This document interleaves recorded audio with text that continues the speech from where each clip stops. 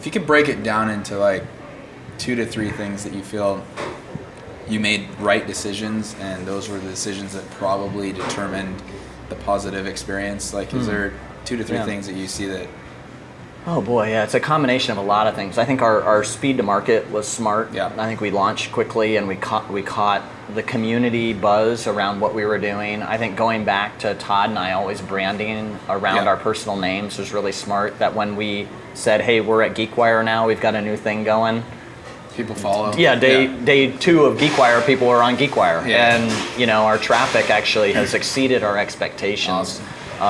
In terms of where we're at these days. And so I think that was really smart for us to just brand around our own personal names and personal brands, and having that trust with the community, and knowing that, you know, we sometimes tell the bad and ugly parts of the community, and not everyone likes to hear that, but I think there is a strong trust in the type of reporting that we're doing at GeekWire.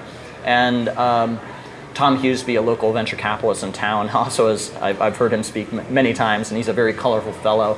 And he has said, if you just hang around long enough, you're in the game, and you're there, and that's sometimes all it takes. And Todd and I've hung around for a long time in this community doing this, and but so I think that's part of it. I would go in addition to that. Excuse me. In addition to that, I would say that it's getting the right people around you, and I've noticed you guys do that very well. I think. I mean, at a certain point, you do have to pull in like Jonathan or Rebecca, or just like you either get the right people around you or you don't.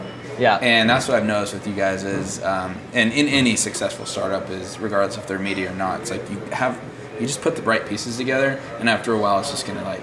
Yeah. Hopefully, new things generate once you just get smart people in a room doing interesting things, and I do believe in that.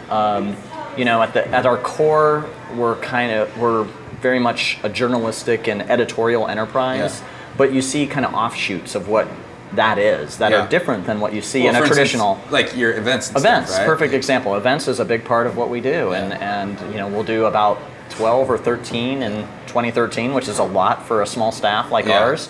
But I didn't know, 5 years ago when I was itching to go and do the leap into online journalism that I'd be running an events company, but essentially I am. But that's a big part of what we do.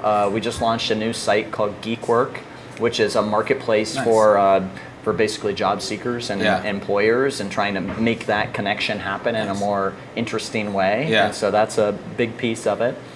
We have a membership program which is also very much tied into our events. And so we have these little attachments on the side of our main editorial focus at the core, and we're always looking at other little things to add that are revenue generating.